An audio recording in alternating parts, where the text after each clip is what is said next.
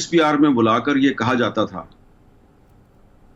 कि यार ये आप जो एंकर हजरात है ना, ये एक दूसरे के प्रोग्राम में न जाया करें। अब जिस तरह मैं अब आपके प्रोग्राम में आ गया हूं जी, तो हमें कहा जाता था कि जी आप एक दूसरे के प्रोग्राम में ना जाया करें।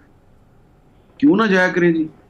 ये जी आप एक नैरेटिव बनाते हैं और उससे जो है ना वो रियासत के लिए बड़ा प्रॉब्लम हो जाता है। अब खास तौर पे मैं एक मीटिंग का जिक्र करूंगा कि एक मीटिंग थी जिसमें मुझे और मोहम्मद मालिक और काशिफ वासी साहब को बुलाकर कहा गया जी कि आपने आइंदा से एक दूसरे के प्रोग्राम में नहीं बैठना। ये जी किसने कहा है? बस जी ये बाजवा साहब की ये ख्वाहिश है। आप समझे, रिक्वेस्ट है हमारी आपसे, रिक्वेस्ट है। लेकिन वो रिक्वेस्ट जो है वो इतने इतने सख्त अंदाज में कही गई कि जब हम वहां से निकले हमने एक दूसरे से मशवरा किया यार क्या है ये, तो अगर हमने इनकी बात मान ली तो ये तो फिर बड़ा मुश्किल हो जाएगा। आप कल को ये कहेंगे उसको भी ना बुलाओ, उसको भी ना बुलाओ, उसको भी ना बुलाओ। वहां पे बहुत ज्यादा जिक्र हुआ था फिफ्थ जनरेशन वॉर का कि जी हमारी मदद करें, फिफ्थ जनरेशन वॉर। हमने कहा ये क्या चीज है भाई फिफ्थ जनरेशन वॉर?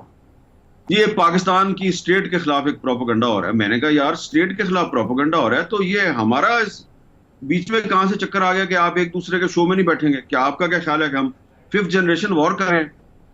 तो हमने उसी शाम दोपहर को ये हमारी मीटिंग खत्म हुई और 5:30-6 बजे तक हम तीनों ने डिसाइड किया कि आज ही शाम को हमने एक प्रोग्राम में इकट्ठे होना है, आज ही शाम को। और उसी शाम को फिर हम एक प्रोग्राम में इकट्ठे हुए और फिर उसका नतीजा क्या निकला कि पेमरा ने एक ऑर्डर जारी कर दिया कि एंकर हजरात एक दूसरे के प्रोग्राम में नहीं जाएंगे, जिसको फिर मैंने चैलेंज किया इस्लामाबाद हाई कोर्ट में और उसको सस्पेंड किया जस्टिस अतर मिनल्ला ने। अब देखें कि फिफ्थ जनरेशन वॉर के नाम पे क्या हो रहा था। फिफ्थ जनरेशन वॉर के नाम पर सिर्फ और सिर्फ पाकिस्तान के मीडिया पर पाबंदियां लगाई जा रही थी, अनअनाउंस्ड सेंसरशिप लगाई जा रही थी और कहा जा रहा था जी कि फिफ्थ जनरेशन वॉर में हमारी मदद करें। ओ भाई फिफ्थ जनरेशन वॉर जो है पहले बताएं तो सही वो है क्या। और फिर उसके बाद फिर इमरान खान साहब से भी इस पे बात हुई, वजीर आजम हाउस में उनसे भी बात हुई कि क्या ये चक्कर चला रहे हैं आप फिफ्थ जनरेशन वॉर का।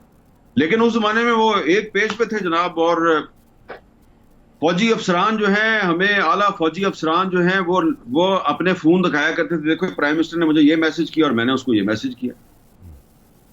और फिर यहां तक हुआ कि जो प्राइम मिनिस्टर सेक्रेटेरिएट में जो पाकिस्तान तहरीक इंसाफ की हुकूमत के जो मीडिया मैनेजर्स थे, वो लोग जो मुख्तलिफ टॉक शोज में जाकर उनको ब्रीफिंग दी गई बकायदा। मैं आपको एक और मिसाल दे देता हूँ। एक दिन जनाब जनरल बाजवा साहब जो है उन्होंने रात को लेट नाइट हमें आर्मी हाउस में बुलाया और लेक्चर दिया काजी फाइज ईसा के खिलाफ और हमें समझ आ गई काजी फाइज ईसा के खिलाफ कुछ करने लगे। मैंने उनको कन्फ्रंट किया, मैंने कहा आपको उनके खिलाफ कोई कार्रवाई नहीं करनी चाहिए। अब वैसे मेरी राय कुछ मुख्तलिफ है काजी फाइज ईसा के बारे में, लेकिन उस वक्त मेरा ये ख्याल था कि इमरान खान को जुडिशरी के साथ मुहाजरा नहीं करनी चाहिए।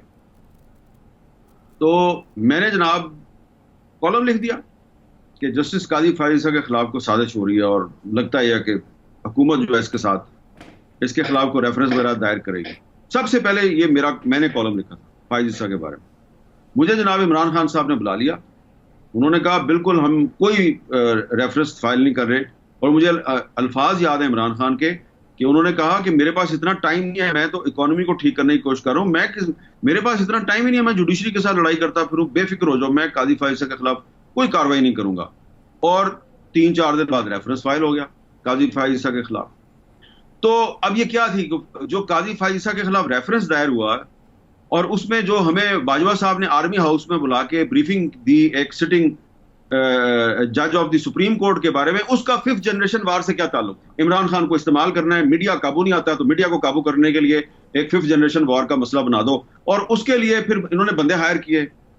ठीक है ना, थोड़ा आपको भी पता होगा, इन्होंने लोगों को नौकरियां दी, उनसे ये मेरे खिलाफ वीलॉग करवाते थे, शाहजेब खानजदा के खिलाफ वीलॉग करा दिए, किसी और के खिलाफ वीलॉग करवा दिए, ट्विटर पे गालियां पड़वा रहे हैं। मुझे उन डॉक्टर साहब के बारे में उस वक्त इमरान खान की हुकूमत की एक ह्यूमन राइट्स की मिनिस्टर थी डॉक्टर शीरी मजारी साहिबा, जब वो बंदा जो है वो बहुत ज्यादा लो दी बेल्ट मुझे अटैक करता था, तो मुझे एक दिन शीरी मजारी साहबा ने कहा कि हामिद अल्लाह की कसम हमारा इस बंदे से कोई ताल्लुक नहीं, ये तो बंदा ही उनका है। तो मैंने कहा वो तो पीटीआई को डिफेंड करता है। उसने कहा नहीं वो तो असाइनमेंट उसको तो तनख्वाह उधर से मिलती है। तब हमें पहली दफा पता चला कि पीटीआई के क्या जो सोशल मीडिया सेल है, उसको हेड भी एक डॉक्टर साहब करते थे, और उसमें 3-4 डॉक्टर उन्होंने इंडक्ट किए हुए थे। उनको तनख्वाह कहीं और से मिलती थी, पीटीआई तनख्वाह ही नहीं देती थी।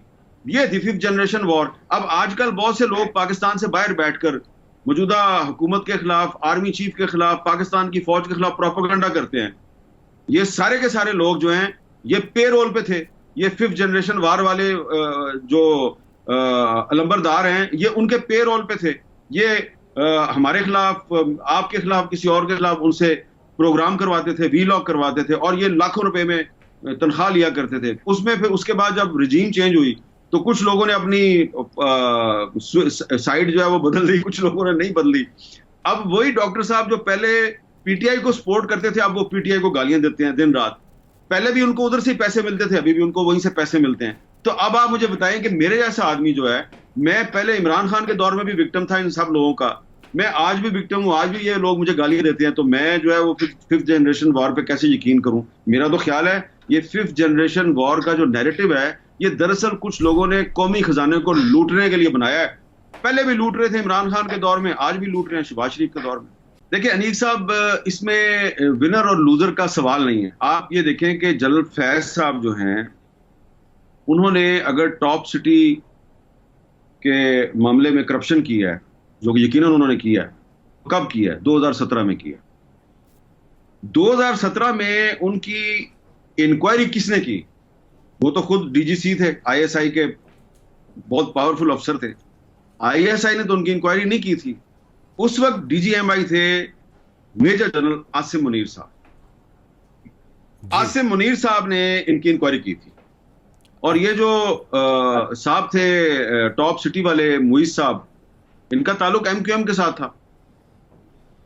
तो जब मीडिया में कोई बंदा इनका मसला उठाता था, यार उस बंदे को अगवा कर लिया, बड़ा टॉर्चर किया है, तो हमें कहा जाता था ये एमक्यूएम लंदन के फ्रंट मैन हैं, ये अल्ताफ हुसैन का पैसा है, तो आपको क्या तकलीफ है इसमें? लेकिन जब आसिम मुनीर साहब ने इसकी इंक्वायरी की तो पता चला कि इस बंदे के साथ उन्होंने बड़ी ज्यादती की है, और इसमें तो इन्वॉल्वमेंट है डीजीसी साहब की कि वो चाह रहे हैं कि इसमें खुद भी फायदा उठाएं। उसमें उनका एक भाई था, उसका भी नाम आ रहा था। तो मामला जो है वो जब जनरल बाजवा साहब के पास पहुंचा तो उन्होंने दबा दिया।